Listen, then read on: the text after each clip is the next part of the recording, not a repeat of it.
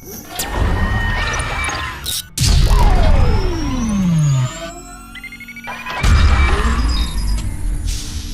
mungkin sekarang nih banyak yang suka nulis status mungkin. Nah, ketika kita menulis itu kita sebenarnya bisa memperbaiki suasana hati ya. Ketika kita misalnya suasana hatinya baik, moodnya baik, nah itu kita bisa belajar lebih dan energi kita bisa digunakan untuk melakukan hal-hal yang lain yang tentunya membentuk daya ingat dan berpikir kita, sehingga tentunya itu ketika stres kita turun juga mampu menambah daya ingat.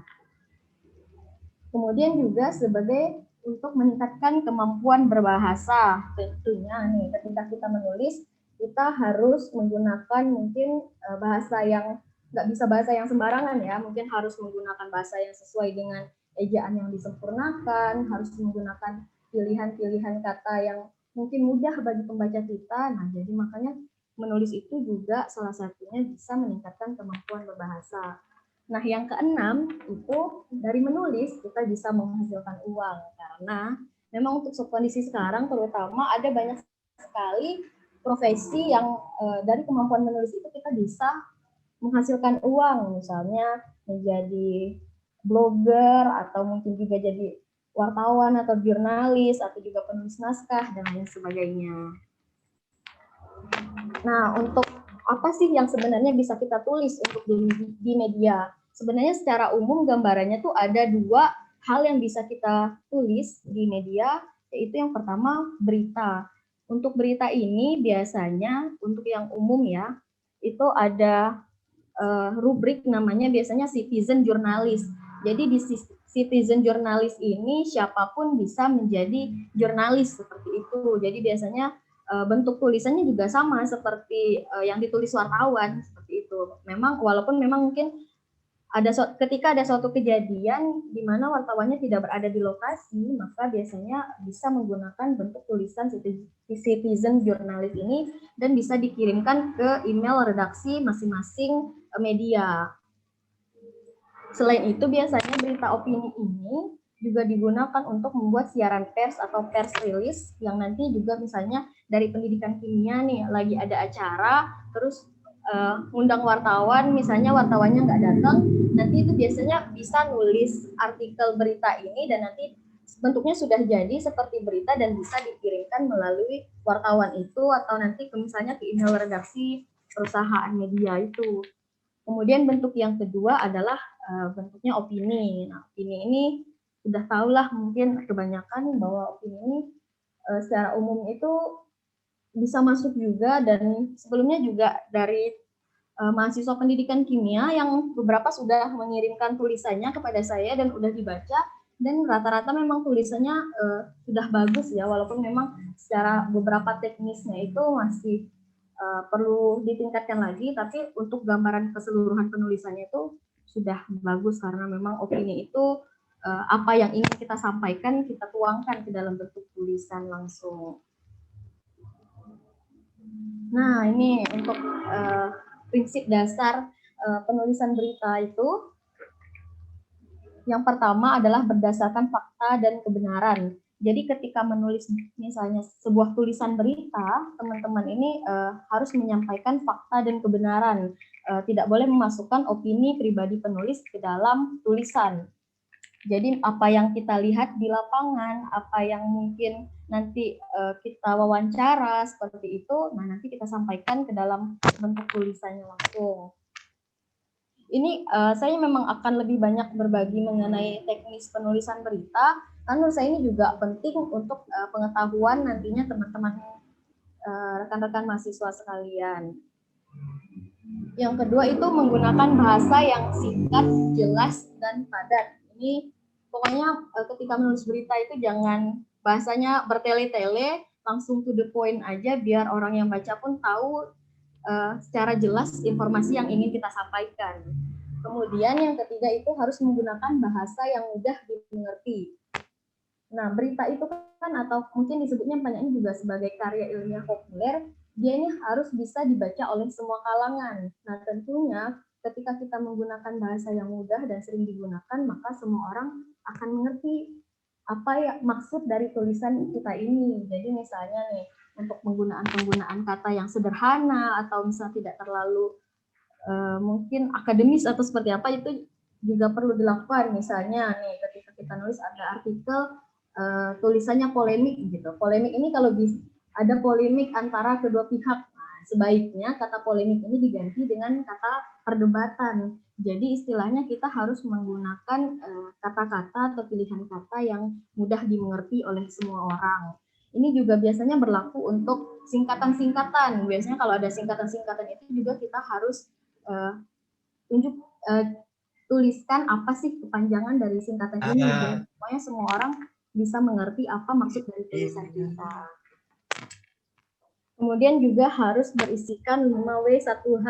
Ini pokoknya berita yang baik dan benar itu harus mengandung unsur ini karena kita harus tahu apa kejadiannya, siapa yang melakukannya, kapan suatu kejadian itu terjadi, kemudian di mana kejadiannya, kenapa ini terjadi, dan bagaimana prosesnya itu bisa terjadi. Pokoknya ini harus termasuk dalam sebuah tulisan berita.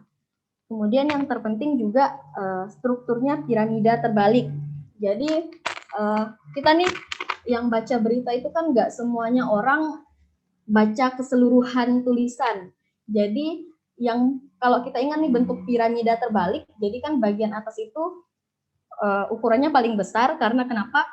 Intinya tulisan artikel yang paling atas itu dia harus menggambarkan keseluruhan dari tulisan yang kita buat gitu. Jadi ini penting tentunya dan perlu, dan melalui piramida terbalik ini biasanya di bagian atas itu ada lead berita atau awalan berita. Nanti kita akan jelaskan lebih dalam di bagian slide selanjutnya.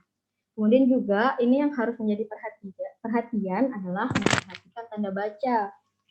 Tanda baca ini kadang kelihatannya simpel, tapi ini penting sekali, terutama misalnya ketika penulisan angka nih, tanda baca biasanya titik nih orang agak kemana-mana gitu, dan itu bisa, pokoknya tanda baca ini harus penting diperhatikan ketika kita menulis. Nggak cuma menulis berita sebenarnya, bahkan dalam tulisan apapun tanda baca ini harus benar-benar diperhatikan. Kemudian ya, penulisan berita itu juga harus memperhatikan news value atau nilainya. Jadi apakah berita yang kita buat itu penting? Nah, itu akan ditentukan oleh news value-nya itu sendiri atau nilai suatu berita. Nah, kalau di sini ada 10 nilai berita yang mungkin menentukan apakah suatu artikel atau tulisan kita itu bisa dibilang penting atau tidak. Nah, yang pertama itu dia harus magnitude atau memiliki pengaruh. Jadi apakah berita yang kita buat ini seberapa luas pengaruhnya suatu peristiwa bagi publik atau masyarakat luas. Ini penting, seperti misalnya kenaikan harga BBM atau berita-berita yang berhubungan dengan politik. Tentu ini perlu dikaji apakah sejauh mana pengaruhnya terhadap orang lain atau orang-orang yang akan menjadi pembaca nantinya. Yang kedua yaitu dia significance atau penting. Jadi nilai berita ini menyangkut kepentingan orang-orang banyak.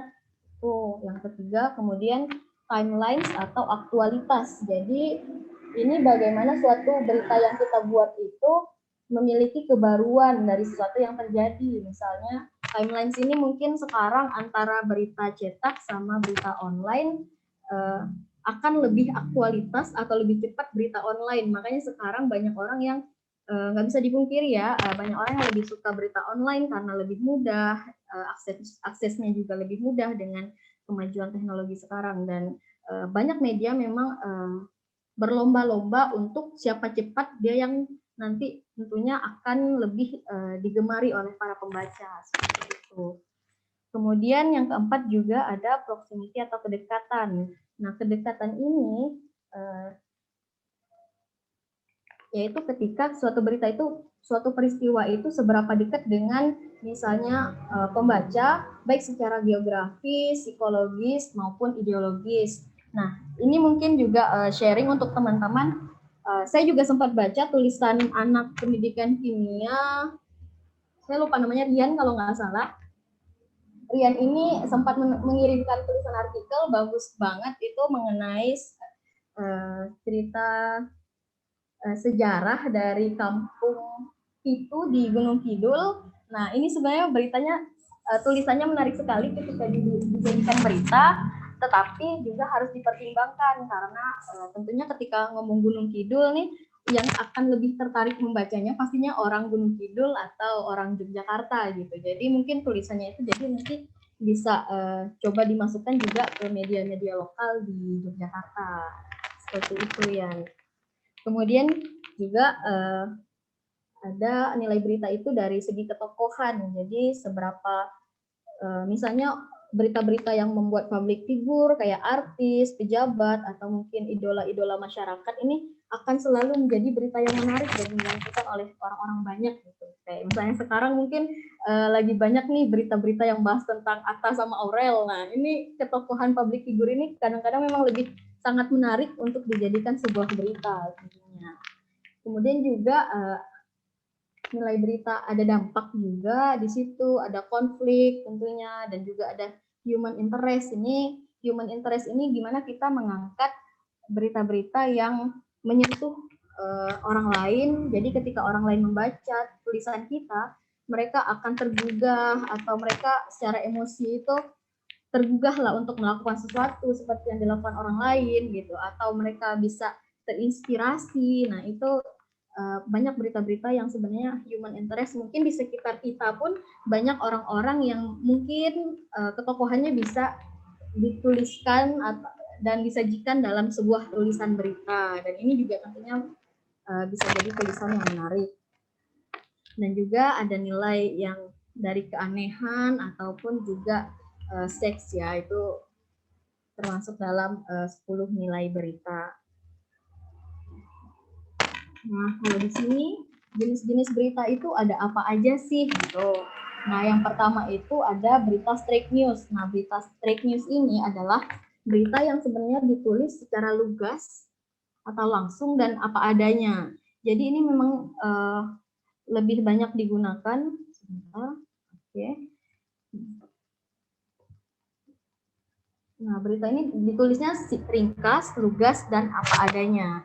Kemudian dia juga memuat informasi terkini tentang suatu peristiwa yang sedang hangat, aktual, dan penting.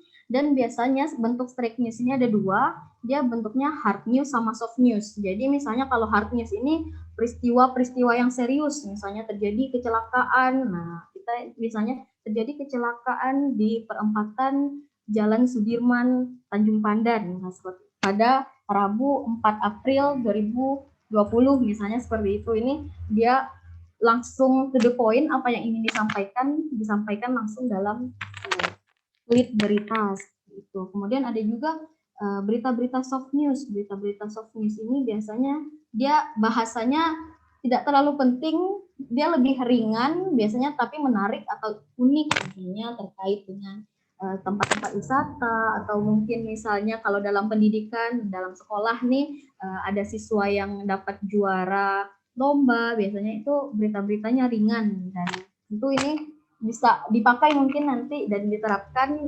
ketika ada acara atau mungkin ada peristiwa-peristiwa yang menarik di sekitar teman-teman. Kemudian yang kedua jenis berita itu ada in-depth news. Ini berita in-depth news ini berita mendalam, dan kebanyakan ini bisa kita temukan pada tabloid sebenarnya. Ini media cetaknya tabloid, dia biasanya mengulas lebih dalam terhadap suatu peristiwa, kayak misalnya tulisan-tulisan di Tempo, itu mereka biasanya menulisnya menggunakan jenis berita in-depth news ini, karena dia juga biasanya mengulas ada opini dari pakar atau ahli yang berkaitan dengan suatu tema atau bahasan. Kemudian yang ketiga itu ada berita feature. Nah, berita feature ini biasanya dia mengutamakan penulisan deskriptif atau penggambaran nih. Jadi misalnya dia tidak hanya bertujuan untuk menggambarkan atau menggambarkan suatu peristiwa, namun dia juga untuk menggugah emosi pembaca, seperti itu. Kemudian juga memang memuat cerita orang atau human interest. Jadi memang ketika kita menulis sebuah tulisan yang berfokus pada cerita seseorang, penulisannya ini lebih mengarah ke arah tulisan feature. Jadi biasanya kalau di koran mungkin ada yang baca koran grup-grup Tribun, biasanya berita feature ini ada di halaman pertama dan diletakkan di kaki halaman. Jadi di bawah halaman biasanya ada 3 atau 4 paragraf yang ditulis miring. Nah, itu adalah contoh penulisan dari sebuah berita feature. Nah, kemudian bagaimana sih kita bisa menyusun sebuah berita atau tulisan dalam bentuk berita? Nah, yang pertama tentunya kita harus menemukan peristiwa atau kejadian untuk dijadikan berita. Misalnya pendidikan kimia nih sekarang lagi bikin acara pelatihan penulisan. Nah, itu bisa menjadi peristiwa yang juga kita bisa tuliskan nanti dan kita bisa bagikan gitu. Kemudian yang kedua, kita bisa menyusunnya itu mulai dari mewawancarai, observasi, dan dokumentasi. Jadi misalnya kita mewawancarai narasumber yang sesuai di bidangnya itu, dan kemudian juga kita observasi bagaimana kondisi di lapangan tempat kita menemukan peristiwa itu, dan juga kita mendokumentasikan biasanya dalam bentuk foto-foto atau video yang nanti bisa dibagikan. Kemudian kita juga harus mencari sumber informasi yang tepat supaya berita itu akurat. Nah, ini penting agar berita yang kita tulis itu memiliki sebuah nilai. Tadi juga kita harus memiliki sumber informasi yang tepat supaya beritanya akurat biasanya. Jadi kalau misalnya di bank itu kita harus memilih orang yang diwawancara itu adalah orang yang memang misalnya sebagai kepala perbankannya, itu biasanya itu lebih diutamakan ketimbang bagian-bagian lainnya kayak gitu. Misalnya kalau di untuk bahas prodi pendidikan kimia nih, yang untuk menjadi narasumber beritanya itu Pak Didin selaku Kaprodi begitu. Kemudian kita juga harus mencatat hal-hal penting. Jadi ketika kita misalnya untuk sebelum menyusun tulisan, kita ngobrol, kita juga harus mencatat hal-hal penting yang berkenaan dengan suatu peristiwa atau kejadian. Dan yang terakhir kita adalah harus menulis berita. Lalu gimana sih mungkin menulis sebuah berita atau tulisan yang baik? Nah, yang pertama itu sebenarnya yang terpenting dari sebuah tulisan itu adalah membuat lead atau teras berita. Ini bahkan ketika saya dulu pelatihan di Bangka Post Group saat itu, penulisan lead ini adalah menjadi bagian yang selalu ditekankan oleh redaktur ataupun wartawan-wartawan senior, karena ini menjadikan bagian terpenting karena tadi saya bilang nggak semua orang baca tulisan yang kita buat. Mereka biasanya hanya membaca 1 atau 2 paragraf di atas, sehingga 1 atau 2 paragraf awal itu akan sangat menentukan pembaca kita akan membaca keseluruhan ke bawahnya. Jadi ketika misalnya dari atasnya kita sudah bikin sesuatu yang menarik, maka mereka akan tertarik untuk kemudian membaca bagian-bagian berikutnya. Nah, lalu gimana sih kita bikin lead berita ini? Nah, biasanya ini lebih diutamakan dengan unsur apa? Kenapa biasanya lebih banyak pakai unsur apa? Karena secara psikologis atau entah bagaimana orang itu selalu penasaran dengan apa sih sebenarnya yang terjadi, apa peristiwa yang sedang dibahas atau ditulis dalam berita ini. Makanya biasanya lead dengan unsur apa ini lebih banyak digunakan. Atau juga bisa sebenarnya menggunakan lead yang dimulai dengan unsur siapa. Jadi siapa pelaku dari suatu peristiwa seperti itu. Misalnya nih untuk contohnya ada ini saya kutip dari sumbernya Tribun Jogja, ini 8 pasangan tidak sah terjaring razia oleh Satuan Polisi Pamong Praja Daerah Istimewa Yogyakarta pada Rabu 7 April 2021 petang di Condong Catur, Sleman. Nah, ini adalah contoh lead yang menggunakan apa? Jadi apa sih kejadiannya? Kejadiannya itu ada 8 pasangan tidak sah terjaring razia. Gitu. Kemudian juga ada contoh lead siapa. Jadi seperti ini saya kutip dari Bangka Post. Tim SAR gabungan berhasil menemukan kasir 37 tahun warga desa Kayu Arang, Kecamatan Kelapa, Kabupaten Bangka Barat dalam kondisi tak bernyawa Rabu 7 April 2021 dini hari. Diketahui kasir sempat dikabarkan hilang di aliran Sungai Penyampak, Kecamatan Tempilang sejak 2 hari sebelumnya. Nah, berarti ini fokus ke siapa nih? Jadi siapanya itu adalah tim SAR gabungan yang berhasil menemukan kasir seperti itu. Jadi ini mungkin coba bisa nanti dipraktekkan oleh teman-teman mahasiswa semuanya. Kemudian setelah membuat lead tadi, lead ini juga biasanya sangat penting karena juga menentukan sudut pandang jurnalis. Biasanya ketika mewawancara itu ada banyak sekali bahasan yang disampaikan oleh narasumber. Jadi ketika kita membuat lead itu adalah bagian terpenting dan menarik menurut sudut pandang dari penulis atau jurnalisnya itu sendiri. Kemudian setelah membuat lead, kita juga bisa membuat isi berita. Biasanya membuat isi berita ini kan untuk hal-hal yang tidak mendesak ya, namun berfungsi sebagai penambah keterangan dengan prinsip penggunaan piramida terbalik. Jadi bagian yang semakin ke bawah itu sebenarnya makin tidak penting gitu. Dan juga jangan lupa masukkan kutipan dari keterangan narasumber untuk sebagai penguat dari tulisan yang kita tulis. Nah ini nggak tahu ini apa bisa coba teman-teman mungkin nanti susun sebagai sebuah artikel singkat atau nanti ini gimana? Ini nanti mungkin bisa untuk sambil belajar ya. Ini sudah saya sajikan bentuknya narasumber, kemudian nanti lokasi wawancaranya, waktunya, dan juga ada sedikit hasil wawancara yang nanti coba bisa disusun sebagai sebuah berita. Intinya ini saya sedikit sharing, kalian harus untuk teman-teman semuanya bahwa belajar itu penting sekali dalam hal apapun, walaupun mungkin sekarang ketika banyak mahasiswa pendidikan kimia yang orientasinya tentunya menjadi seorang guru. Kenapa kemampuan menulis ini penting adalah ini bisa menjadi tambahan soft skill kalian yang nantinya siapa tahu bisa digunakan ketika menjadi guru misalnya atau masuki dunia kerja, dan itu perlu dipersiapkan semaksimal mungkin. Dan ini nanti ada tugas. Moto saya itu adalah jadilah pohon yang tinggi, rindang dan berbuah, jadilah berilmu dan berbagilah.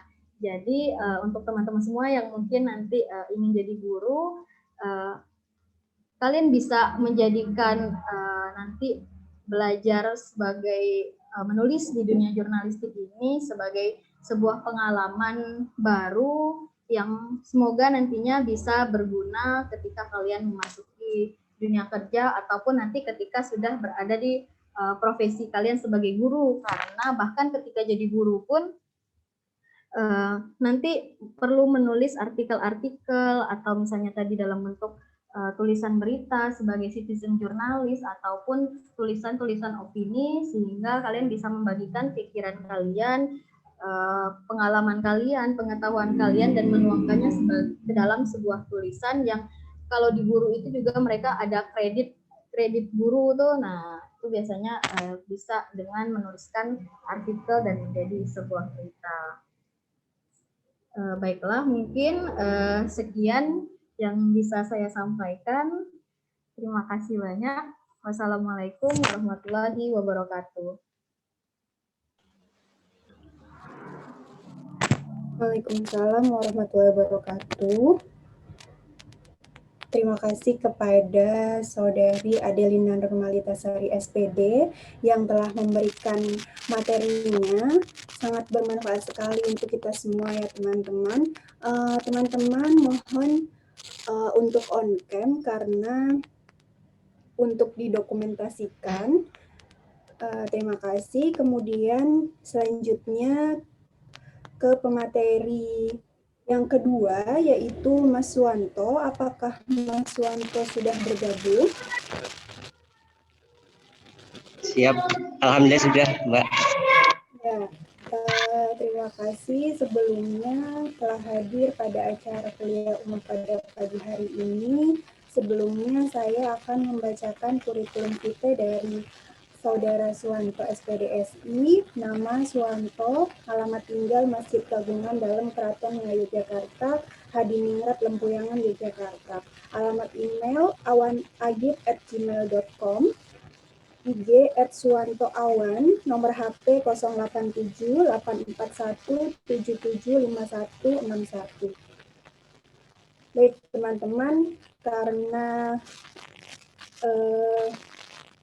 pemateri kita sudah hadir, saya serahkan kepada pemateri Mas Suwanto SPDSI. Saya persilahkan untuk memaparkan materinya. Sebelumnya teman-teman dimohon on cam karena untuk didokumentasikan, dan bagi yang bertanya silahkan tuliskan nama dan pertanyaan di kolom chat. Terima kasih. Mas Suwanto, apakah bisa menampilkan PPT?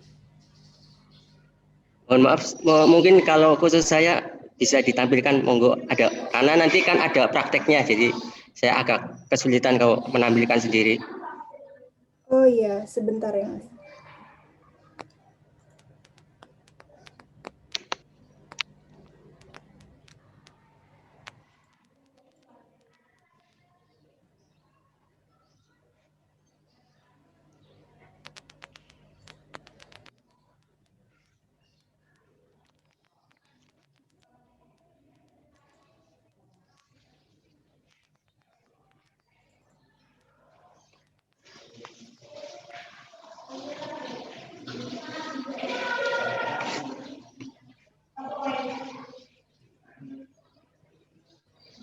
Baik, terima kasih. Kami sampaikan kepada Mbak Anissa ya selaku moderator, kemudian ucapan atau rasa hormat saya kepada Pak Didin, Mbak Alia ya selaku dosen pendidikan kimia FITK UIN Sunan Kalijaga Yogyakarta.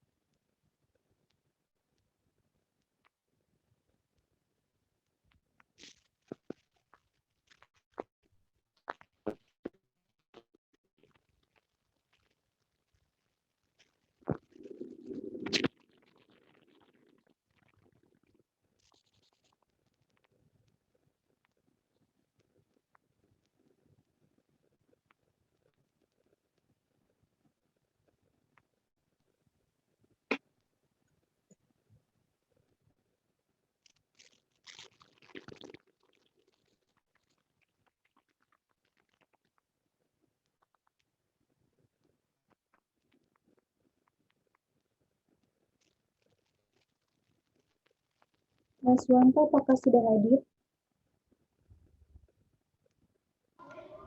Atau keluar ya? Mohon maaf Oh iya, tadi ada kendala sinyal. iya ya, tidak Saya apa-apa. komentar saja, kenapa sih menulis itu penting ya, khususnya bagi mahasiswa ya. Sebenarnya ada beberapa tujuan yang kadangkala itu dilupakan oleh para akademisi, khususnya mahasiswa ataupun dosen ataupun peneliti. Bahwasanya salah satu tujuan menulis opini di media massa itu adalah mendiseminasi ilmu pengetahuan, khususnya yang berkaitan dengan disiplin ilmu yang kita ambil. Katakanlah kita adalah mahasiswa jurusan ilmu pendidikan kimia. Nah, hal-hal terkait dengan pendidikan kimia harus kita bagikan ya kepada masyarakat, kepada nggak cuman lingkupnya mahasiswa ataupun siswa ataupun guru ya, tapi seluruh masyarakat luas, karena yang namanya pendidikan kan komprehensif ya, baik itu di rumah, kemudian di sekolah ataupun di masyarakat. Itu yang salah satu tujuan dan kenapa sih kita menulis opini. Di samping gagasan kita juga bisa dibaca oleh orang lain. Itu. Mungkin langsung ke slide kedua. Nah, sebelum kita menginjak lebih lanjut terkait bagaimana cara menulis opini populer ya khususnya, baik itu di media massa maupun media online, karena ada dua perbedaan yang sangat mencolok ya. Sekarang era teknologi di mana informasi berkembang begitu cepat, ya kan. Dulu waktu saya awal belajar menulis opini itu belum marak media online, sekarang itu sudah marak ya. Makanya nanti kasih batasannya gimana sih, perbedaannya gimana sih antara opini di media online ataupun opini di media cetak. Gitu. Kita ke pengertian dulu. Opini itu karya tulis yang disusun untuk mengungkapkan pendapat, pikiran, pendirian penulis atas dasar fakta atau data menurut rangkaian logika sendiri. Teman-teman bisa perhatikan kata yang warna merah ya. Jadi pendapat, pikiran, pendirian penulis. Enggak beda dengan makalah. Kalau makalah cuman kan asal kutip sana sini kan. Kalau opini, pendapat, pikiran, pendirian penulis, namun atas dasar fakta dan data. Meskipun kita berpendapat, itu harus ada argumentasi yang kuat ya kan, harus ada fakta yang menguatkan pendapat kita menurut rangkaian logika sendiri. Ini yang menjadi poin penting, apa sih tulisan opini populer itu ya kan. Ya, tadi sudah dijelaskan oleh Mbak Adel terkait dengan jurnalistik ya, news ya kan, ya, sama ini. Kalau news mungkin lebih condong ke, kalau jurnalistik visernya modelnya itu jurnalistik fakta. Kalau opini ini jurnalistik makna namanya.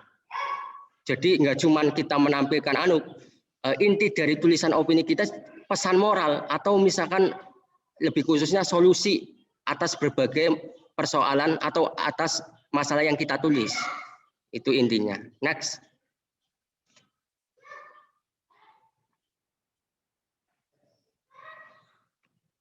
Nah, ada 3 landasan filosofis yang sering saya ulang berkali-kali. Seluruh jenis penulisan ini harus memenuhi 3 landasan filosofis ini. Nggak boleh salah satunya hilang, ya kan? Dan ini khusus tulisan opini, urutannya udah pas ya, nggak boleh dibolak-balik, ya kan? Yang pertama adalah ontologi, menjawab pertanyaan apa. Ini kalau tulisan opininya teman-teman itu di paragraf pertama sama 2. Itu landasan filosofisnya ontologi, menjawab pertanyaan apa. Masalahnya apa sih? Karena sebuah tulisan termasuk opini itu diawali dengan masalah. Nah, kemudian kita merumuskan atau membuat gagasan atau solusi dari atas masalah itu. Kemudian yang kedua epistemologi, menjawab pertanyaan bagaimana. Ini paragraf ketiga sampai paragraf sebelum terakhir. Ya, landasan filosofinya epistemologi. Kemudian yang ketiga aksiologi, menjawab pertanyaan mengapa. Ini biasanya paragraf terakhir. Jadi katakanlah ada satu kebermanfaatannya tentunya atau harapan dengan adanya tulisan ini untuk siapa saja, social impact-nya apa sih? Ya. Next.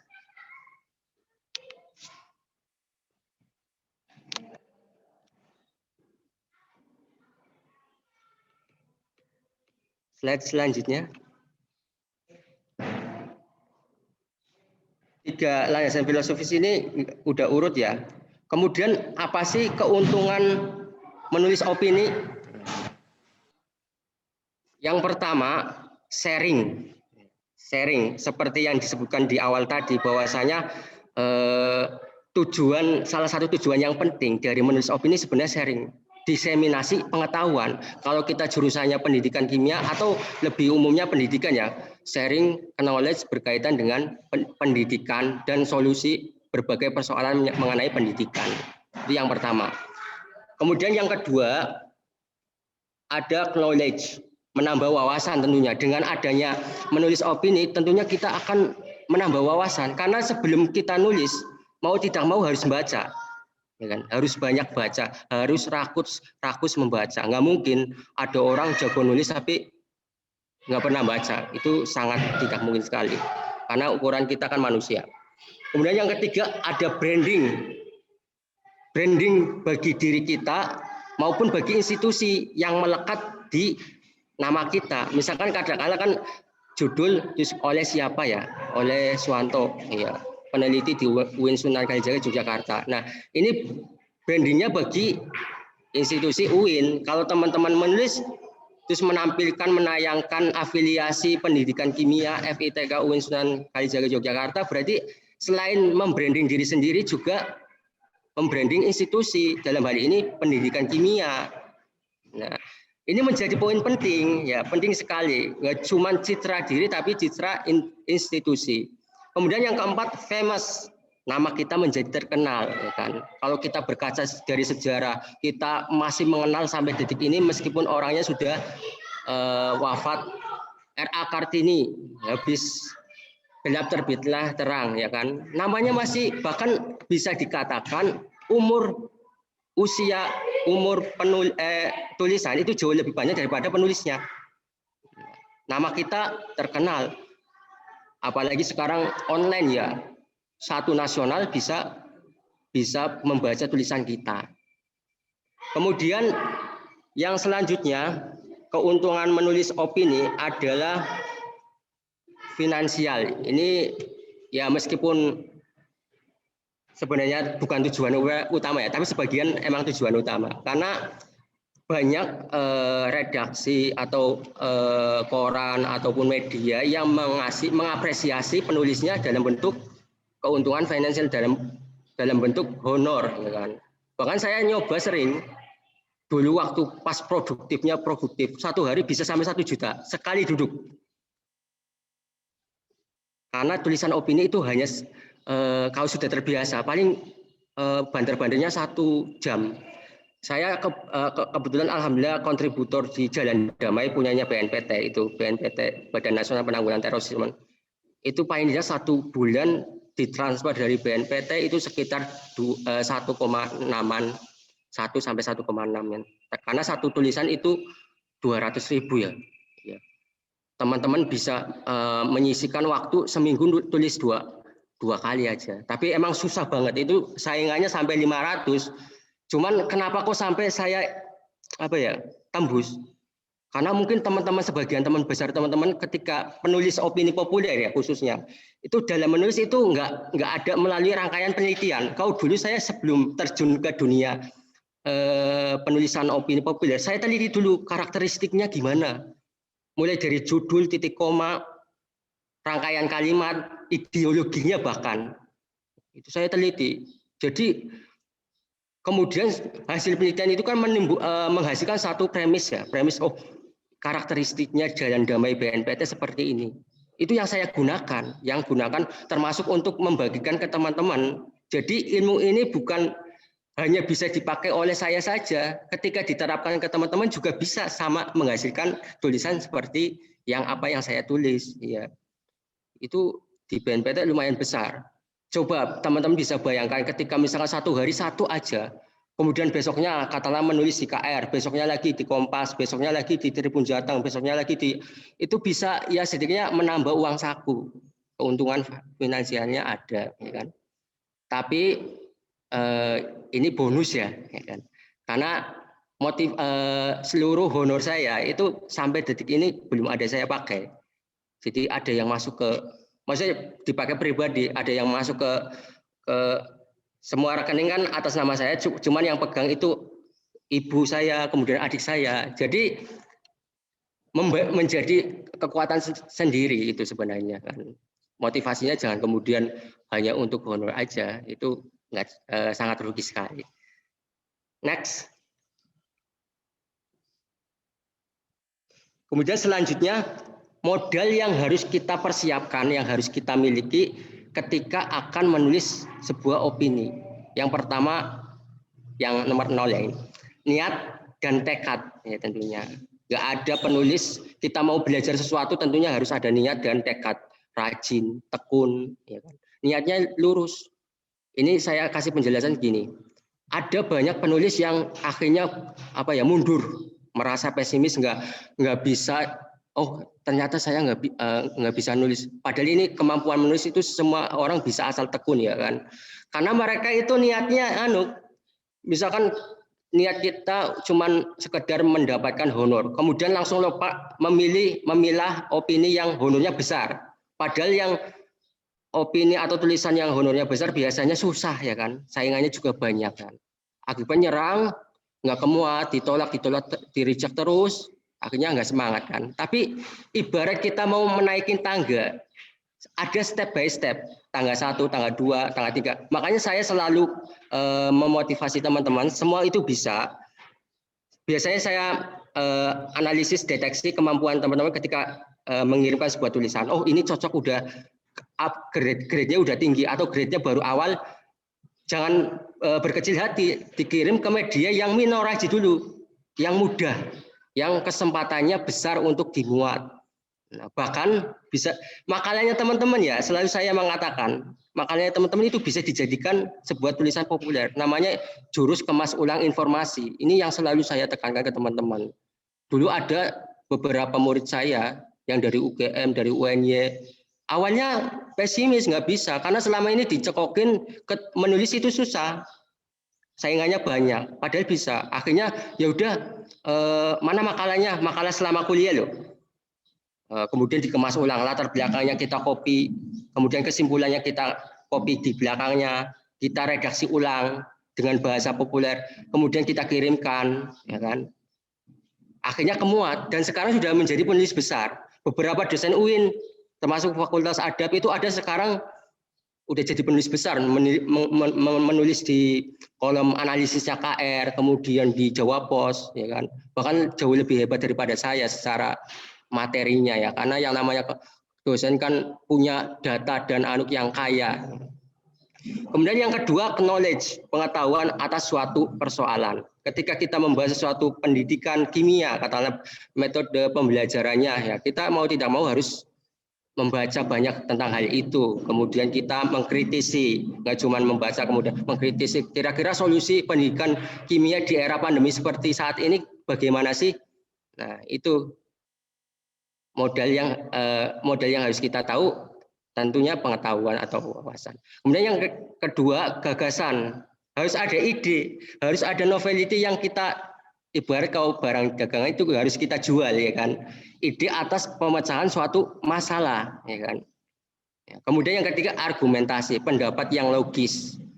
Ya kan, pendapat yang logis. Katakanlah beberapa waktu lalu peristiwa nuzulul Quran, nisfu Sa'ban. Kemudian kita disuguhi dikagetkan dengan peristiwa pengeboman di Makassar. Ya, di Makassar, kemudian selang beberapa hari kemudian penyerangan di Mabes Polri. Kemudian kita menulis sebuah judul Spirit Nisfu Sa'ban untuk memberantas terorisme.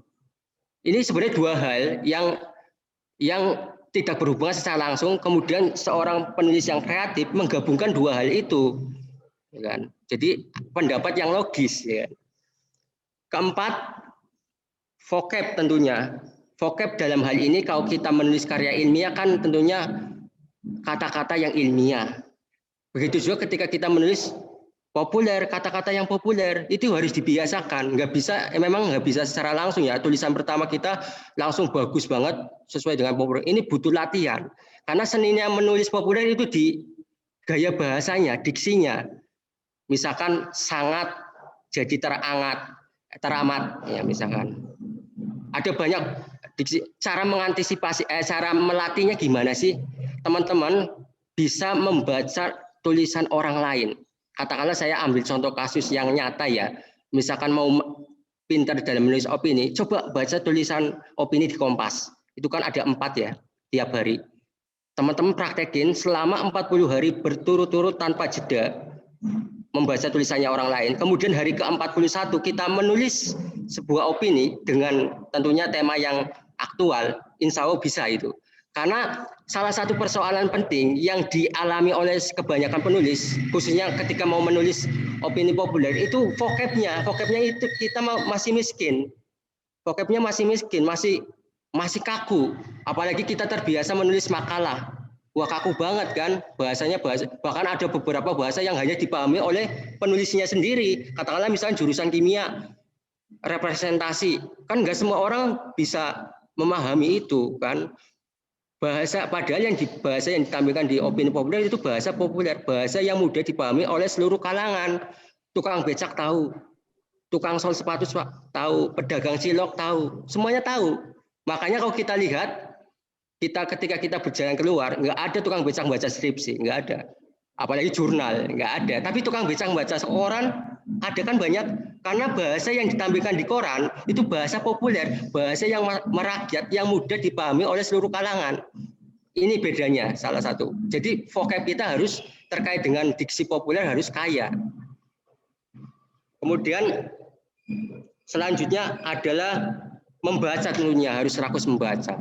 Ini modal, setidaknya ada 5 modal yang harus teman-teman persiapkan, yang harus teman-teman latih dan praktekin. Next.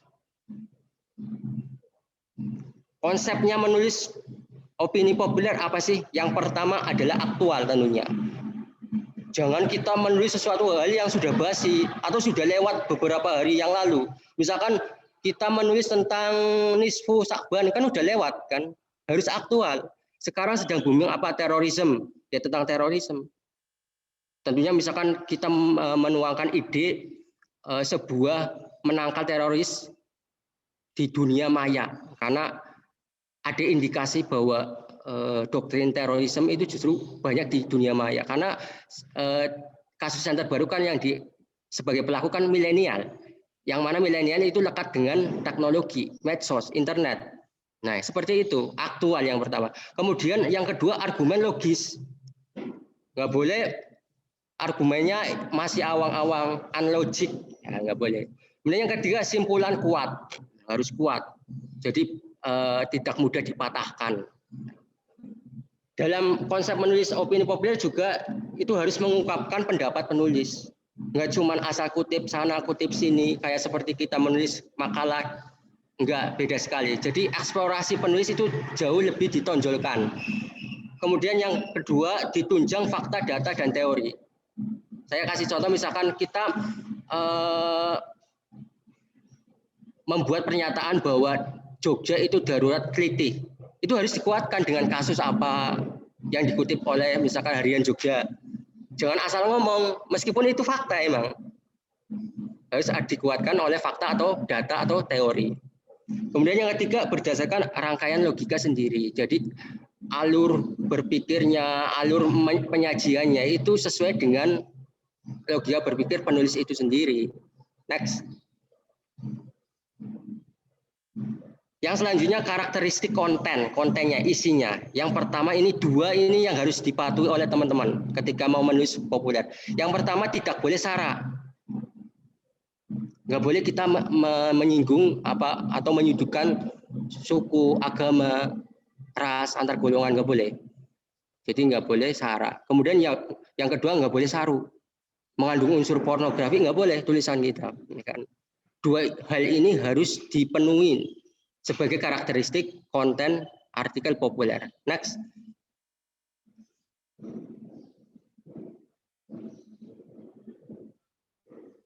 Karakteristik selanjutnya, karakteristik arsitektur. Arsitektur itu apa ya istilahnya, bentuk fisiknya ya, bentuk fisiknya.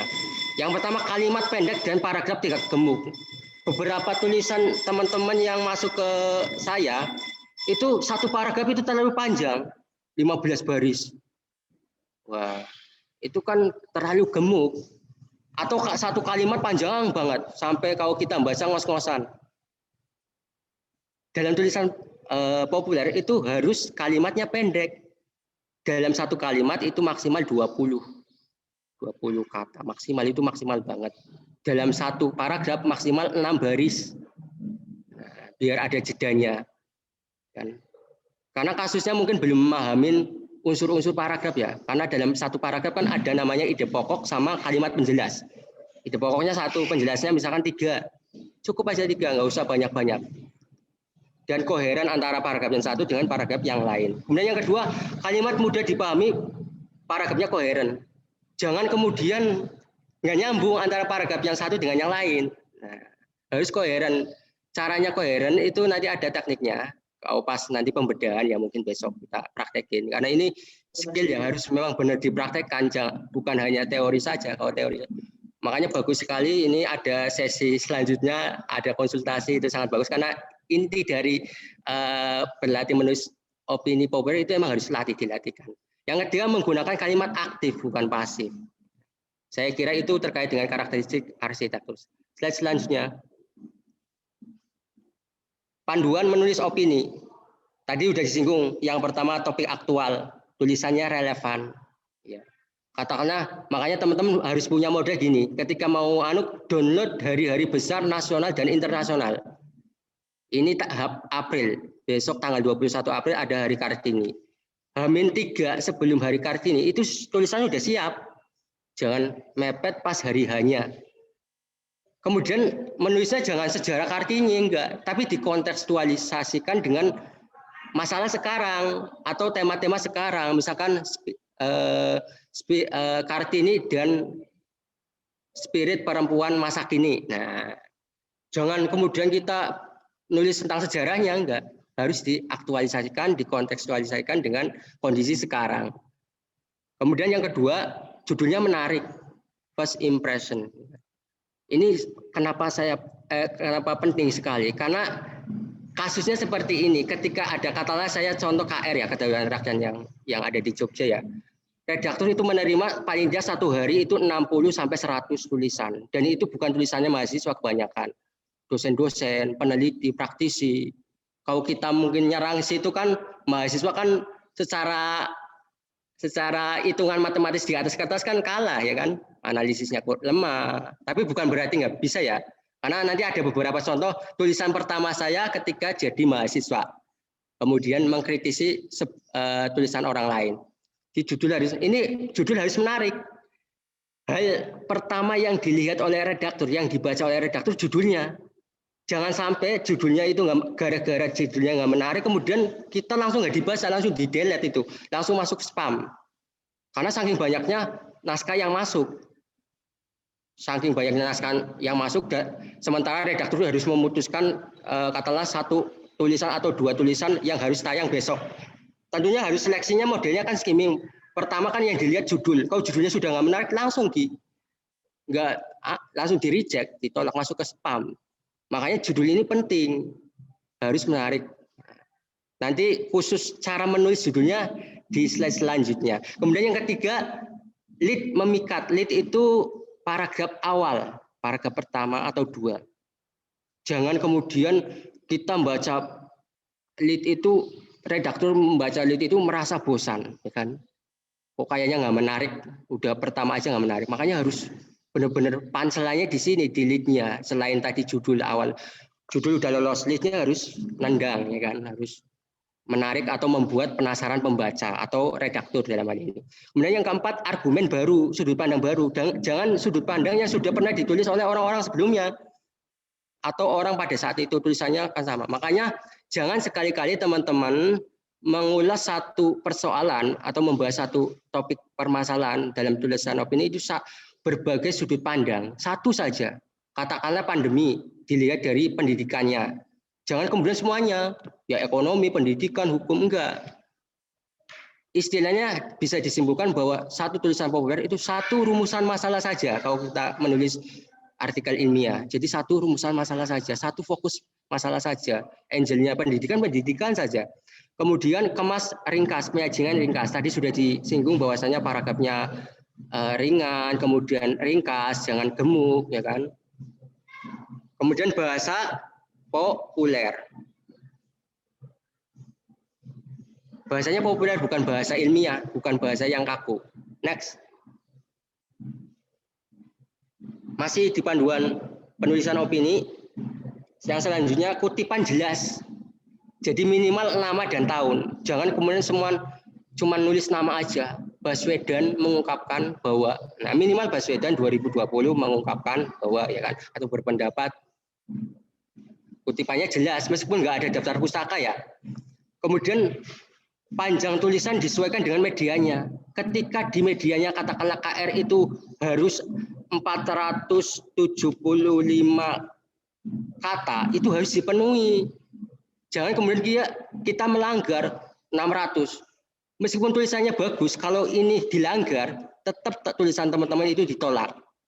Karena yang namanya koran, dalam hal ini media cetak, itu sudah ada template-nya. Redaktur atau yang tim yang ngurusin koran itu tinggal nempelin tulisan kita atau berita-berita yang dikirimkan oleh wartawannya. Kalau akibatnya ketika kita menulis lebih kan nggak muat artinya. Nah, panjang tulisan ini harus disesuaikan dengan medianya. Kemudian nanti akan praktek langsung. Dikirim sesuai dengan ketentuan lewat email. Kebanyakan lewat email memang. Baik itu hurufnya, ya kan, katanya, terus temanya kalau misalnya ditentukan. Yang terakhir etika jurnalistik ini yang teman-teman saya kira penting juga, ya kan. Jangan sekali-kali tulisan kita itu dikirim ke berbagai media dalam satu waktu. Bahkan kalau sudah kemuat ya sudah di situ. Ada beberapa kasus teman saya, tulisan mungkin karena ingin mendapatkan honor double ya.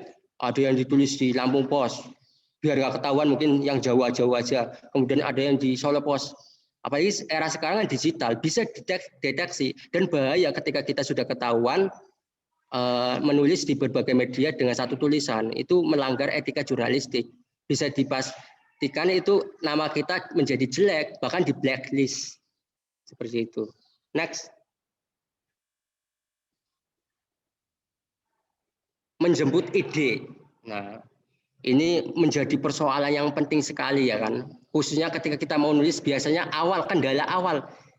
Apa sih idenya ya kan?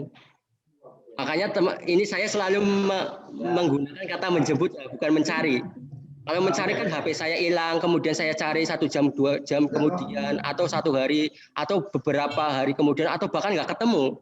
Makanya istilahnya kita rubah mindsetnya menjemput ide. Bagaimana cara menjemput ide dalam sebuah tulisan opini populer sih? Yang pertama news.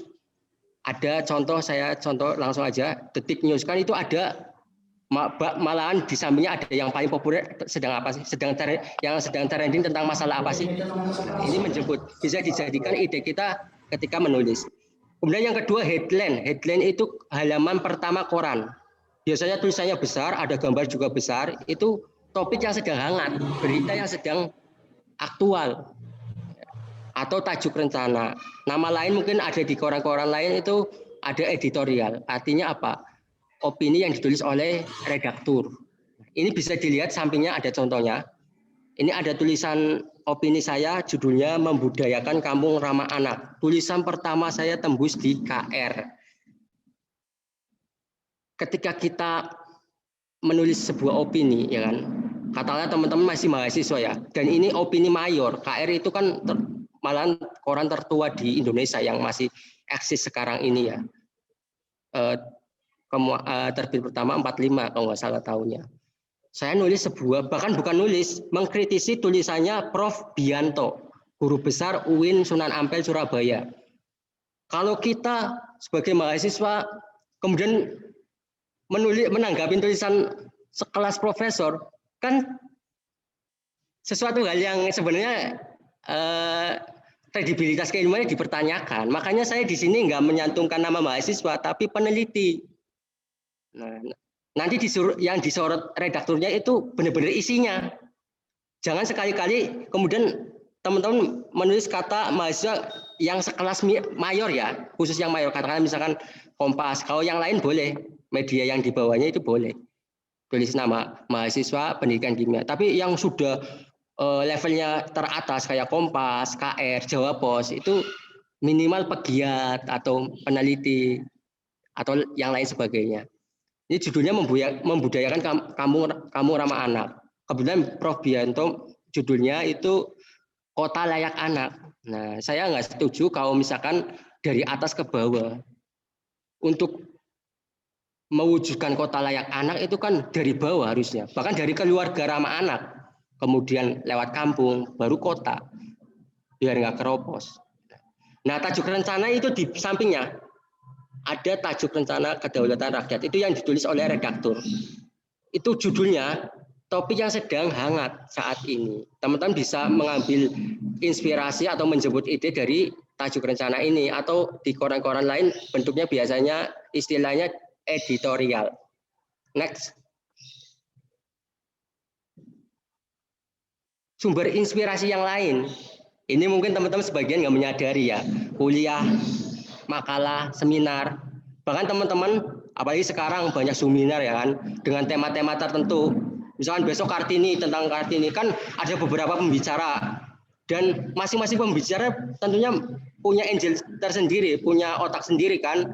Harusnya ketika kita mengikuti sebuah seminar ataupun seminar, itu kita tangkap ide itu sebagai sumber inspirasi dalam kita menulis. Kalau nggak sempat karena penyampaiannya cepat, ya direkam dulu. Kemudian kita sisipin ide-ide kita, diredaksi ulang, kemudian kita kirimkan. Jadi sumber inspirasi itu bisa lewat seminar, bisa lewat makalahnya teman-teman, dikemas ulang dengan bahasa yang populer. Tentunya nggak ada subjudul pendahuluan, subjudul pembahasan nggak ada seperti itu. Disesuaikan dengan karakteristik tulisan opini populer. Kemudian juga dari kuliah. Seringkali teman-teman menyatakan, kok bisa sampai 1000 ya kan? Padahal kan satu hari satu aja susah itu loh kan. Karena misalkan saya satu hari itu 3 kuliah, harusnya minimal 3. Karena apa yang disampaikan oleh dosen, apa yang disampaikan oleh pengajar, itu adalah sumber inspirasi untuk kita nulis. Iya kan? Seperti itu. Next. Mengikat ide. Tinta yang kabur sekalipun akan lebih baik daripada memori yang tajam. Ada pembicara menyampaikan suatu tema ataupun dosen menyampaikan suatu materi, kan dicatatkan poin-poin pentingnya apa. Kan? Jangan kemudian nanti ditunda akhirnya lupa, ya kan. Next. Kemudian GBHN, garis besar haruan nulis. Ini paling tidak ada 4, judul, kemudian lead atau kalimat pembuka, kedua itu isi, dan penutup itu. Masing-masing punya karakteristik sendiri. Next.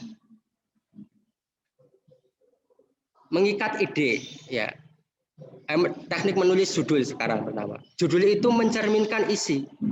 Nah, ini ada perbedaan antara media online dengan media offline. Teman-teman harus paham ini.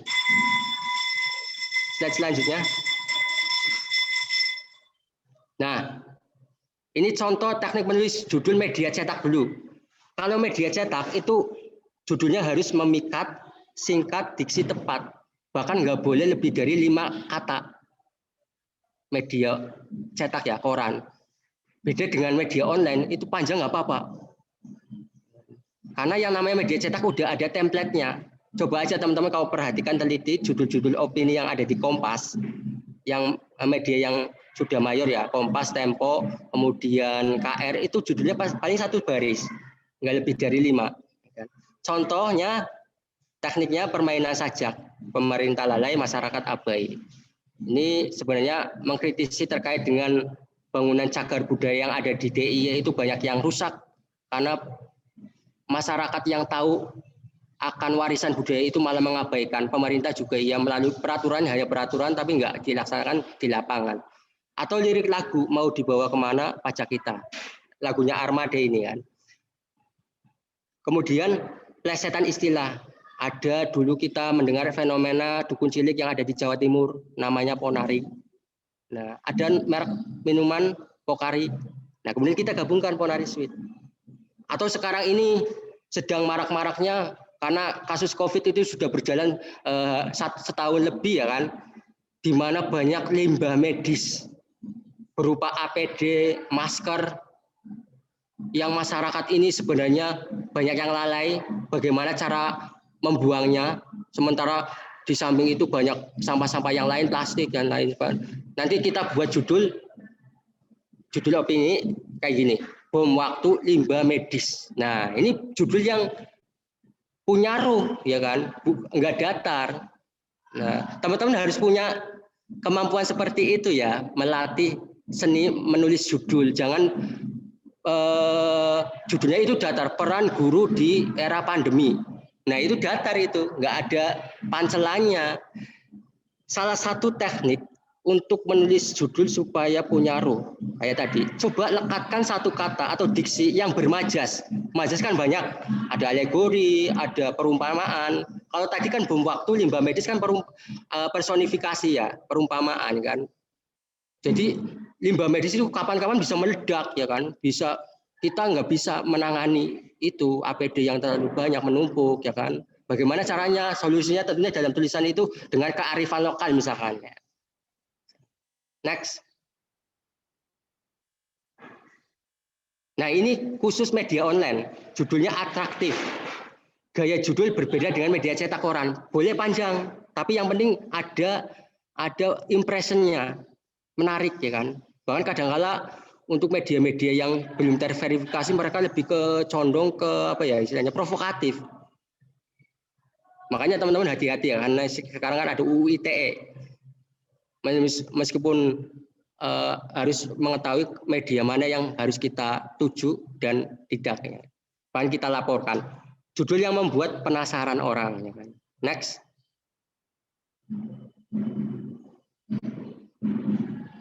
Tadi judul sudah. Biasanya di bawah judul ada penulis ya, nama penulisnya. Oleh penulis siapa ya kan. Kemudian mahasiswa pendidikan kimia UIN Sunan Kalijaga. 2, pendahuluan, impression atau kalimat awal. Next. Sebenarnya tadi sudah disinggung bahwa lead itu atau kalimat pertama, perhatikan paragraf pertama lead, jangan buat kalimat panjang, ya kan? Jangan buat gemuk paragraf. Ya kan? Jadi maksimal kalau kalimat 40 kata tadi, kalau paragraf 6 baris. Target keyword berulang di paragraf. Jadi jangan sekali-kali kita menulis satu kata yang diulang-ulang, lalu kemudian atau dan terus itu bosan nanti. Sekali aja. Kalau misalkan ada terpaksa kita harus menampilkan kata-kata itu, cari istilah lain yang maknanya sepadan. Misalkan dan itu ganti serta, ya kan? Jangan kemudian sama istilahnya. Kemudian usahakan pembaca nyaman dengan rangkaian kalimat, jangan bosan. Makanya kan butuh seni menulis opini ini. Next. Ini saya kasih contoh aja yang tulisan saya di Tribun Jogja, Rabu 30 Maret 2016. Ya termasuk tulisan awal-awal ini. Karena saya mulai nulis 2016 ya. Ya, karena di sini kenapa saya nuju opini Tribun ya, karena honornya ini satu tulisan 500.000 bulan kan. Nah, contoh teknik menulis alinea pembuka bisa tadi kan sudah disinggung di awal bahwasanya paragraf pembuka itu ontologi ya, menjawab pertanyaan apa. Jadi masalahnya apa sih? Nah, ini saya sebutkan aja. Ancaman narkoba sungguh luar biasa berbahaya. Korbannya pun tidak pandang bulu, menyasar ke berbagai kalangan termasuk mahasiswa yang notabene kaum intelektual. Ini kan satu pernyataan, meskipun itu fakta, tapi harus dikuatkan dengan data. Tentunya data yang kita kutip adalah data yang punya otoritas. Ketika kasusnya narkoba ya yang punya otoritasnya BNN, bukan BPS. Ya, bukan kurang tepat sih kalau BPS. Tepat tapi kurang tepat. Yang paling punya otoritas BNN. Dan itu disesuaikan ya ketika kita membuktikan suatu fakta. Berdasarkan data Badan BNN, tersangka penyalahgunaan narkoba tahun 2014 berjumlah sekian. Berarti kan kuat kan? Kita punya fakta tapi dikuatkan. Bisa fakta atau data, bisa pernyataan orang-orang besar. Katakanlah besok tanggal 10 November Hari Pahlawan. Diawali sebuah tulisannya, bangsa yang besar adalah bangsa yang menghargai jasa pahlawannya, Soekarno. Next. Isi paragraf 1, paragraf awal tadi pendahuluan yang cerita masalah itu maksimal 2 ya, atau mungkin 3 di beberapa tulisan koran yang jumlah karakternya banyak. Tapi setelah itu isi langsung fokus satu angle atau novelty. Jangan kemudian kita membahas suatu hal dengan berbagai perspektif. Nanti hasilnya jelas, dangkal analisisnya. Next. Saya kira sama dengan yang lain. Kita bisa menggunakan teknik kronologis, urutan waktu, atau ruang, atau kausalitas dalam menulis teknik menjelas. Yang jelas, Satu paragraf itu ada satu ide pokok dan beberapa kalimat penjelas. Jangan terlalu panjang. Next. Udah ditulis, kemudian ada kalimat penutup ya, penutup bahasa pamit tadi sudah disinggung. Kemudian tentunya dikirim ya, tapi sebelum dikirim ada yang namanya proses editing. Jangan sekali-kali kita nulis tulisan opini itu banyak tiponya atau banyak kalimat yang salah. Jangan sekali-kali, karena jangan menyusahkan redaktur. Redaktur itu nggak mau susah, bukan reviewer ya, redaktur. Redaktur itu cuma baca naskah, kemudian layak atau tidak, nek layak dimuat, nek tidak langsung di reject. Nggak ada kemudian feedback, Mas ini besok nulisnya seperti ini, nggak ada. Nah, itu reviewer. Kemudian kirim tulisan kan berkas-berkas yang harus, artinya sebelum kita kirimkan diedit, bisa minta bantuan teman-teman sebagai proofreader, ya kan? Kalau sudah dikiranya sudah bagus, secara tipenya nggak ada, kemudian strukturnya sudah bagus, penyajiannya sudah bagus, kita kirimkan tentunya kan. Nah, berkas-berkas yang harus dilampirkan adalah ini secara umum ya. Yang pertama naskah, ya tentunya naskah. Kemudian scan identitas, KTP, KTM, kan. Kemudian foto kalau diminta. Ada beberapa yang minta, ada yang enggak. Atau CV, data diri. Nah, kirim tulisan lewat email tentunya kan, banyak kan. Bahasanya sopan. Terus lampiran tulisan dan berkas-berkasnya. Kenapa ini menjadi penting? Karena dulu saya pernah ngisi dengan redaktur senior KR ya kan. Beliau banyak menerima naskah yang dari sekelas profesor, tapi nggak menampilkan surat pengantar. Ya mungkin karena sudah bahkan makalahnya dikirim. Nah, itu kan nyusahin. Tulisannya itu harus, surat pengantarnya harus sopan. Pengalaman pertama saya di KR ya, ketika menulis ini menjadi jurus teman-teman yang mungkin secara kredibilitas, secara analisis kurang tajam. Apalah saya mahasiswa ya kan punya kekuatan apa ya? Karena sementara saingannya sama-sama banyak dosennya, banyak orang-orang yang punya reputasi besar ya kan. Artinya tonjolkan bahasa yang sopan. Saya kalau nulis di opini KR itu pakai bahasa kromo inggil. Ingkang gadah kinurmatan pimpinan redaksi Kedaulatan Rakyat ya kan. Karena KR kan di Jawa kan kebanyakan. Nah, seperti orang Jawa, kalau misalnya kita hargai, kita sopan sama orang, saya kira semua orang ya, kemudian akan balik menghormati kita. Oh ini tulisannya sopan. Karena saya ada kasus, pernah tulisan saya itu kemuat di media massa, bahkan itu banyak koreksian, bukan tulisan saya malahan. Karena saking mungkin empatinya ya. Nah, jadi intinya, pada intinya bahasa harus sopan di surat pengantar. Paling tidak ada 3. Yang pertama ucapan terima kasih, mohon maaf, sama mendoakan. Saya kira itu. Next. Ini contoh surat pengantarnya. Teman-teman bisa modifikasi. Ya. Amati, tiru, modifikasi. Sesuai dengan seleranya teman-teman lah. Yang penting jelas sopan. Ada ucapan terima kasih, mohon maaf, dan mendoakan. Next. Saya kira itu ya yang bisa saya sampaikan. Mungkin ada banyak pertanyaan ataupun tanggapan ya, monggo ya kan. Nanti sekalian menunggu pertanyaan teman-teman, mungkin ada prakteknya, demo prakteknya. Saya minta siapin satu operator untuk bagaimana cara menjemput ide sih. Terus rubrik di media online gimana? Biar nanti teman-teman bisa mengembangkan sendiri. Jadi nggak bingung. Kalau cuman teori kan bingung nanti. Cara menjemput idenya, cara penulisannya gimana, ketentuan nulisnya gimana. Saya kira nanti ada sesinya sendiri. Kurang lebihnya mohon maaf. Billahi taufiq wal hidayah. Wassalamualaikum warahmatullahi wabarakatuh. Waalaikumsalam warahmatullahi wabarakatuh. Terima kasih kepada Mas Wanto yang telah memberikan materi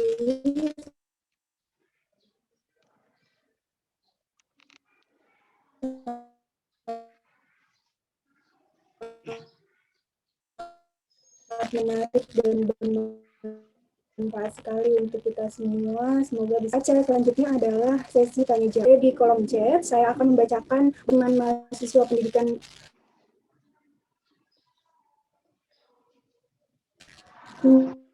Kimia UIN Sunan Kalijaga Yogyakarta. Mohon maaf Bapak atau Ibu atau Mbak, saya izin bertanya mengenai prinsip dasar penulisan berita itu apa saja ya. Terima kasih sebelumnya. Mohon maaf ada ralat pertanyaan. Pertanyaannya di bawah ternyata.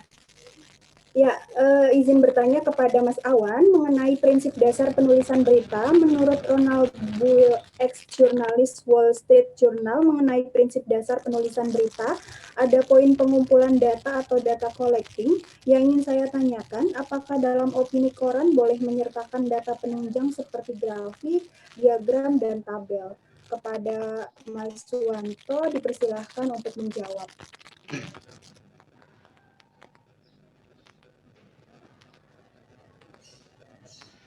Baik, apakah dalam tulisan opini boleh menampilkan grafik gambar? Secara umum, apalagi media cetak, itu nggak boleh. Nggak ada dalam sejarahnya itu, kecuali berita ya, berita boleh, ya kan? Atau tulisan jenis-jenis news yang lain, itu ada mungkin, atau informasi wawasan misalkan, itu boleh. Tapi khusus tulisan opini, nggak ada. Kalaupun ada gambar, sebagai ilustrasi, itu yang buat itu redakturnya atau tim kreatifnya, bukan kita. Biasanya berupa gambar, bukan grafik ataupun tabel. Jadi nggak ada. Kecuali media online pun tertentu. Media online itu kadang-kala saya seperti apa ya, misalnya kumparan misalkan ya, itu mungkin bisa kita bubui grafik atau gambar yang kita ajukan. Tapi secara umum media cetak itu nggak boleh. Jadi cuma tulisan aja. Kalaupun ada gambar ilustrasi, itu yang buat dari pihak tim kreatif atau redaktur dari koran tersebut. Seperti itu. Baik, terima kasih atas jawabannya dari Mas Wanto. Teman-teman yang ingin bertanya dipersilahkan untuk menuliskan di kolom chat dengan nama, pertanyaan, dan pertanyaan itu untuk siapa. Masih adakah yang ingin bertanya?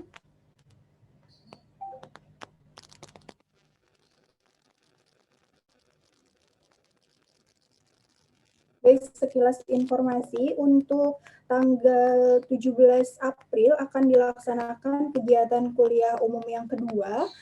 Sebelumnya, peserta atau mahasiswa pendidikan kimia UIN Sunan Kalijaga Yogyakarta untuk mengirimkan tulisannya kepada pemateri untuk dikoreksi oleh pemateri. Seperti itu, jadi silahkan menulis tentang apapun itu, lalu dikirimkan ke pemateri. Nanti tanggal 17 akan dibahas secara bersama-sama, seperti itu. Teman-teman, ada yang ingin bertanya lagi? Mungkin kalau nggak ada, sambil kita tunjukkan ke teman-teman ya. Iya, boleh. Cara menjemput ide ya. Karena persoalan ide ini menjadi persoalan awal ya yang biasanya. Coba bisa ditampilkan Ya. Google. Apa Mas? Google.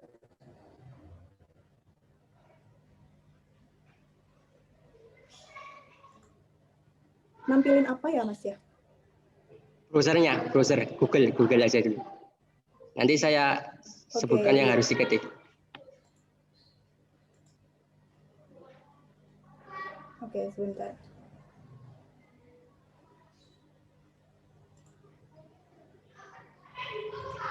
Teman-teman jangan khawatir ya, nggak semua koran itu berbayar versi online-nya. Jadi kadang-kadang cara ketika kita mengirim ke suatu media massa, kemudian cara mengeceknya gimana sih? Karena sebagian koran itu nggak memberitahu penulisnya kapan dimuat, meskipun sebagian juga ada yang ngasih tahu. Kayak sekelas KR itu nggak dikasih tahu. Terus cara mengeceknya gimana sih? Nah, itu ada versi e-papernya. Kita ke media cetak dulu, bisa diklik e-paper Tribun Jateng. Saya dulu langganan nulis di sini ya. Satu tulisan teman-teman dapat uang saku mungkin 200.000 ya.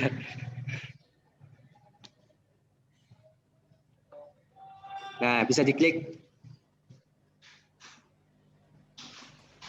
Nah, khusus untuk e-paper Tribun Jateng, ini opini berada di halaman 2. di halaman 2.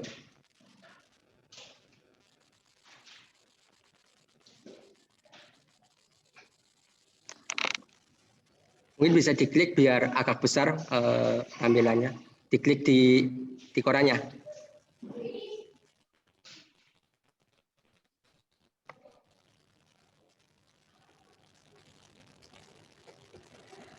Nah, ke atas. Oh, sorry. Halaman 2. Ini bukan. Enggak, di sampingnya diklik. Ini kan ada tanda arah. Ini kan sudah halaman 3 ya. Kembali back ya. Tanda arahnya diklik yang sebelah kiri. Nah, ini. Nah, coba diperbesar. Zoom terus. Tapi kearahkan ke bagian atas. Bagian atas.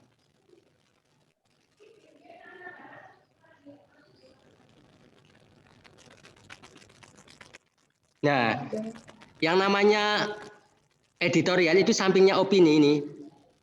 Kita bisa menjemput ide dari situ ya. Kan bisa kita fokus itu. Ada tulisan fokus, itu editorial atau tajuk rencana kalau kayak di KR, itu tulisan kolom yang ditulis oleh redaktur. Berisi tentang tema-tema yang sedang hangat, ya kan?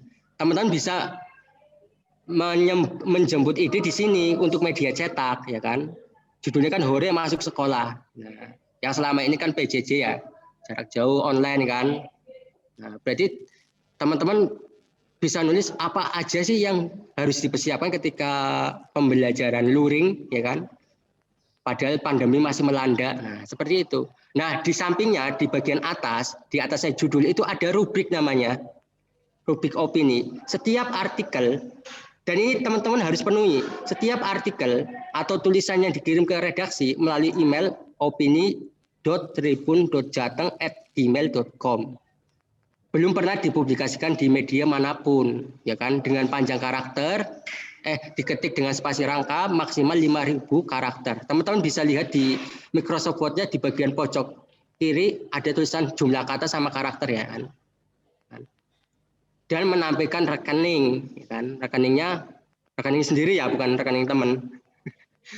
Rekening sendiri lengkap dengan nama banknya, cabang mana, misalkan BPDDI cabang mana, ya kan?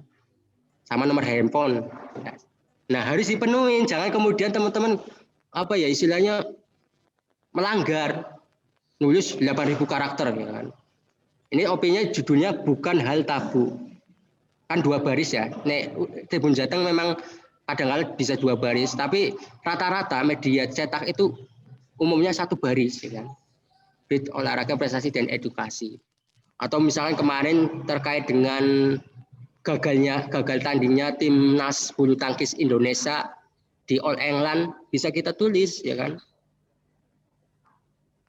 Paragraf pertama, paragraf kedua itu cerita masalah, atau mungkin sampai 3 ya.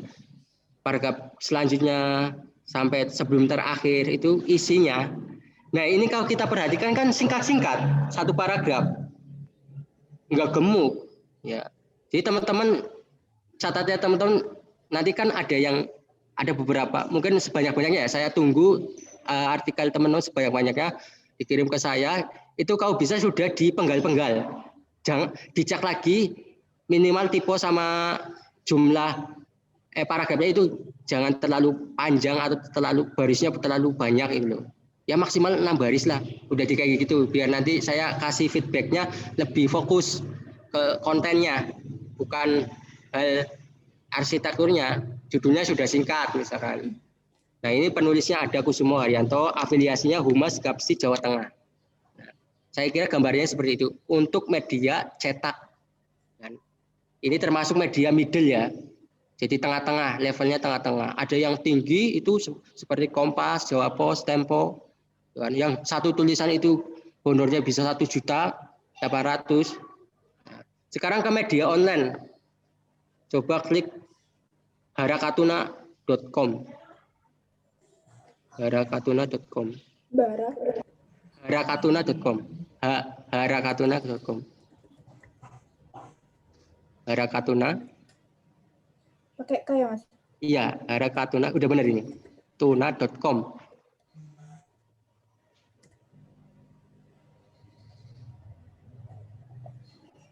Nah, klik yang pertama. Ini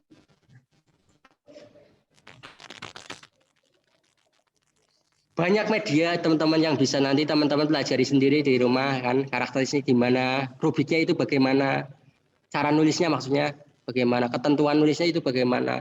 Ada harakatuna.com, ada Alif ID, ada islamic.co, ada Jalan Damai yang punyanya BNPT resmi itu. Nah, ini contohnya harakatuna.com. Tulisan yang ada di sini berkaitan dengan Islam damai, ya kan? Terus narasi-narasi deradikalisasi. Coba ke bawah, ke bagian bawah.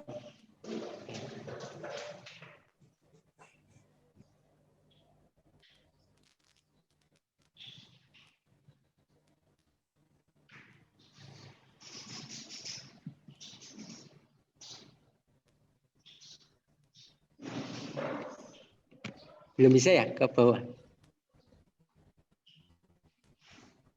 Nanti klik bagian ketentuan penulisan. Di bagian bawah itu ada ketentuan penulisan.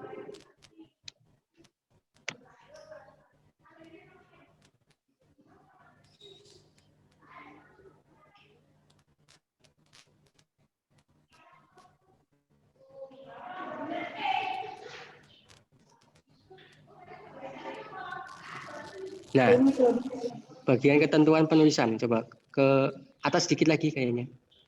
Ke atas sedikit lagi. Ke atas sedikit lagi. Ya, terus. ini. Nah, ini. Nah, ini.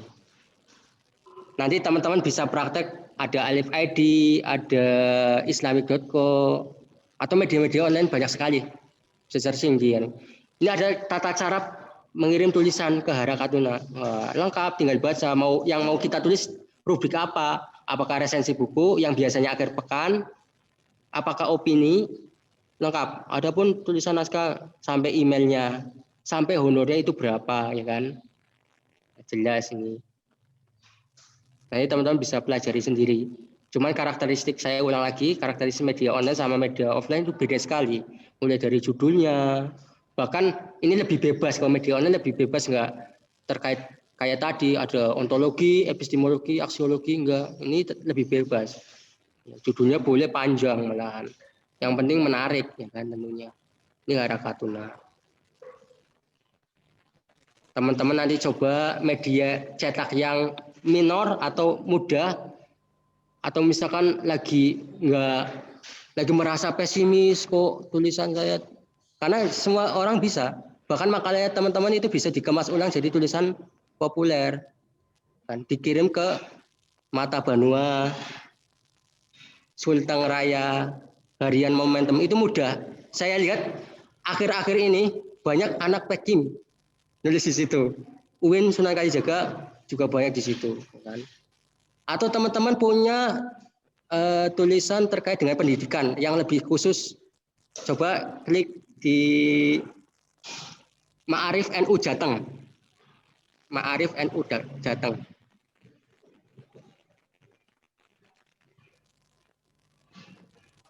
Ma'arif NU Jateng. Ini terkait dengan pendidikan ini.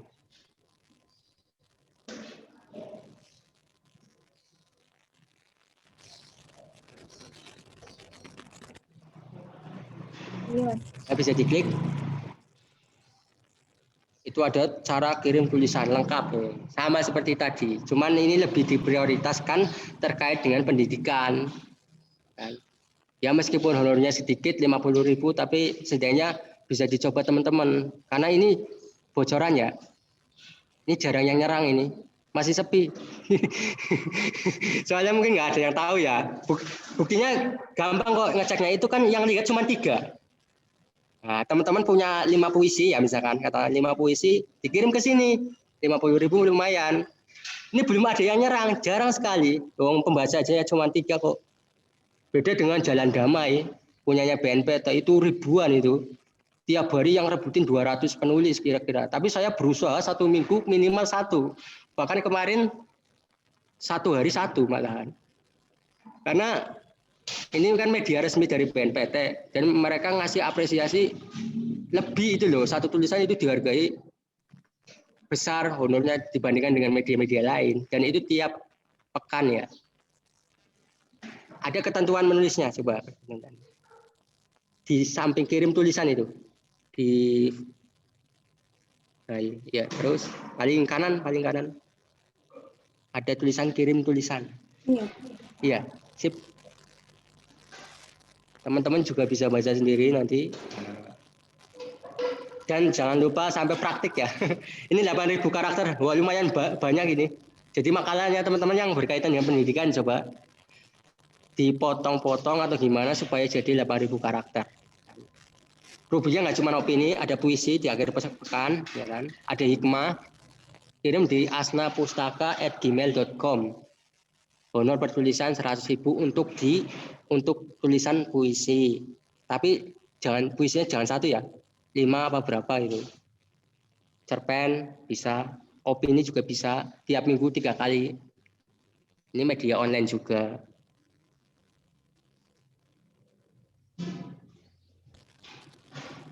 Saya kira itu ya. Mungkin ada tanggapan atau pertanyaan dari teman-teman. Baik, terima kasih Mas Suwanto. Sangat jelas sekali untuk teman-teman semua. Mungkin selanjutnya karena sudah tidak ada yang bertanya, saya akan sedikit menyimpulkan dari kedua pemateri kita bahwasanya semua bisa kalau ada motivasi dan kemauan. Jadi menulis adalah hobi yang menguntungkan karena kita bisa dapat menambah uang jajan kita tanpa meminta kepada orang tua. Dengan yang sangat mudah sekali kita bisa jalan-jalan, lalu bisa membuat tulisan. Oh, mohon maaf. Ini ada pertanyaan masuk. Mungkin satu orang penanya. Dari Teguh Iman Nugraha, mohon maaf Pak atau Ibu, saya izin bertanya kepada Mas Suwanto. Dalam penulisan karya ilmiah, termasuk artikel, ada istilah jurnalistik. Mungkin untuk jurnalistik sendiri memiliki cakupan yang sangat luas, tidak hanya terbatas dari dunia kewartawanan saja. Kurang lebihnya seperti itu. Mohon dijelaskan jenis jurnalistik yang seperti apa yang berhubungan erat dengan kecepatan waktu penyampaian yang mewakili ragam jurnalistik itu sendiri yang berkembang hingga saat ini. Lalu ketika seseorang penulis berhadapan langsung dengan media, begitupun masyarakat, karena itu apakah ada etika tersendiri menyangkut dengan tulisan menulis? Terima kasih. Baik teman-teman, ini satu pertanyaan lagi. Silahkan kepada Mas Suwanto untuk menjawab. Sebenarnya kalau kita baca ya berbagai referensi, ragam jurnalistik itu sangat banyak. Tadi sudah beberapa dijelaskan oleh Mbak Adel ya, khususnya terkait dengan news tadi. Ada citizen journalism atau berita yang bisa ditulis oleh pembaca atau masyarakat secara umum. Tapi kalau berita yang ada di koran, yang media kan ada berita tertentu yang ditulis oleh wartawan media itu, ya kan. Jadi khusus berita aja ada jenisnya. Nah, kalau secara umum jenis-jenis ragam tulisan jurnalistik ya ada berita, kemudian ada tulisan opini, ada kolom, kemudian ada yang namanya feature. Feature itu biasanya kalau kita lihat di media cetak itu letaknya di halaman pertama bagian bawah. Coba aja cek aja KR tiap hari itu. KR di bagian bawah, paling bawah, halaman pertama itu feature jenisnya. Karakteristik bahasanya itu lebih lebih mendayu-dayu ya, istilahnya lebih bagus malahan, butuh seni tinggi. Makanya ini menulis feature itu susah sebenarnya. Harus punya kemampuan diksi yang bagus. Bahkan mungkin paling levelnya tinggi ya mungkin ya, bisa jadi karena saya juga kadang-kala butuh beberapa hari untuk menulis feature. Saya pernah lomba menulis feature, alhamdulillah juara 1 itu, hadiahnya 10 juta, itu berhari-hari karena bagaimana cara menyampaikan satu berita ataupun tokoh, misalkan kita mengulas tokoh dengan bahasa yang indah gitu loh. Wah, susah banget itu. Jadi ada opini, ada berita, kemudian ada kolom, ada feature, ada sebenarnya ada artikel esai yang lepas di media online, misalkan media online. Karena seperti itu. Cuman cakupan jurnalistik ini yang membedakan dengan karya ilmiah itu bahasanya sederhana, populer, ya kan? Ya. Mungkin enggak terlalu muluk-muluk tinggi-tinggi. Kalau kita kan lebih suka misalkan di dunia akademis kan sesuatu hal yang Inggris-Inggris itu hindari ya. Kalau bisa dikurangin ya kan. Jadi bahasanya ringan, mengalir, bahkan renyah itu loh. Renyah banget. Kayak tadi judul aja sudah harus renyah. Misalkan judulnya Mahar Politik. Selama ini ketika ada calon itu mau mengajukan sebagai calon kepala daerah, kemudian kan sama ke partai kan bayar uang tertentu. Nah, judulnya Mahar Politik. Seperti itu. Jadi lebih ke bahasa sama penyajiannya saja, ya kan? Bahasanya harus populer, ringan, sederhana, nggak boleh terlalu kaku ilmiah, bahkan datar misalkan. Kemudian etikanya gimana sih? Tadi sudah dijelaskan. Kalau misalkan tulisan opini, etikanya jangan dikirimkan ke berbagai media. Kalau berita, cara pengumpulan datanya juga seperti itu. Jangan sampai narasumber yang dijadikan, misalnya kita mau meliput suatu acara ataupun satu fenomena kasus yang kontroversi ya biasanya, misalnya. Yang misalkan hanya orang-orang tertentu yang bisa mengambil data. Nah, itu harus benar-benar dipastikan si narasumber itu setuju. Ketika nggak setuju, itu ya jangan. Sebenarnya ada teknik bagaimana supaya setuju. Ada diplomasi komunikasinya gimana? Itu ada. Ketika seorang reporter atau wartawan mau meliput suatu kasus atau yang kontroversi, sementara itu datanya penting. Bahkan kau bisa ini harus tampil, karena kalau tampil pasti banyak yang baca, ya kan? Tentunya kan akan mendongkrak reputasi dari media itu. Nah, itu ada teknik-tekniknya supaya. Tapi pada intinya itu butuh etika. Jangan kemudian asal selonong, ya kan? Nggak sopan, gitu kan? Ketika nggak dari pihak narasumber nggak boleh mencantumkan namanya, cukup inisial saja, seperti itu. Jadi etika ini penting. Bahkan ini paling tinggi, kalau kelasnya jurnalis paling tinggi. Kalau Fisher kan mengklasifikasikan menjadi 3. Ada jurnalistik fakta, itu pada berita contohnya. 5W1H-nya harus ada dalam berita news. Terus ada jurnalistik makna, contohnya opini. Nah, yang paling tinggi ini jurnalistik etika. Di samping fakta dan maknanya itu harus cara penyampaiannya itu harus beretika, harus punya pesan moral yang nggak menyinggung sara, nggak saru, seperti itu. Saya kira jawabannya seperti itu. Terima kasih. Tambahan Ya, Nisa? baik, terima kasih Mas Wanto. Ya, mungkin dari Mbak Adel ada yang ingin ditambahkan atau memotivasi adik-adik mahasiswa pendidikan kimia UIN Sunan Kalijaga agar biar banyak menulis gitu ya. Silahkan Mbak Adelina.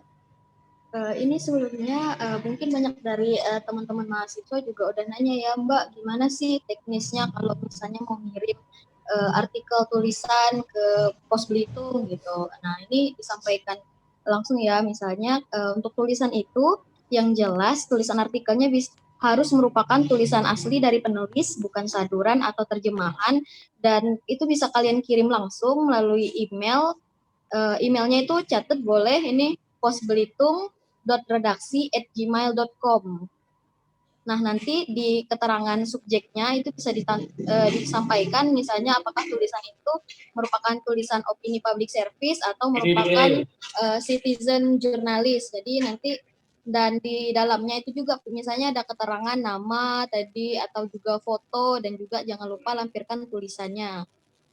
Nah, untuk tadi kayaknya juga dijelaskan misalnya kalau untuk penulisan di media itu biasanya dapat honor atau enggak sih gitu. Ada yang kalau misalnya ini memang masing-masing di manajemen medianya sendiri ya teman-teman. Jadi misalnya kalau di Pos Belitung itu kita buat masukin tulisannya itu emang gampang nih, kayak misalnya masukin tulisan opini nanti bisa diterbitkan, dan juga tadi bisa dicek melalui e-papernya langsung. Kalau misalnya nanti juga kan ada yang beberapa yang tanya, Mbak tulisanku udah terbit belum gitu. Kadang belum sempat ngeceknya agak lama mungkin. Nah itu biasanya bisa dicek, ada tulis aja e-paper Pos Belitung. Nah nanti biasanya ada muncul di halaman 6, itu biasanya ada rubrik opini public service, bisa dicek.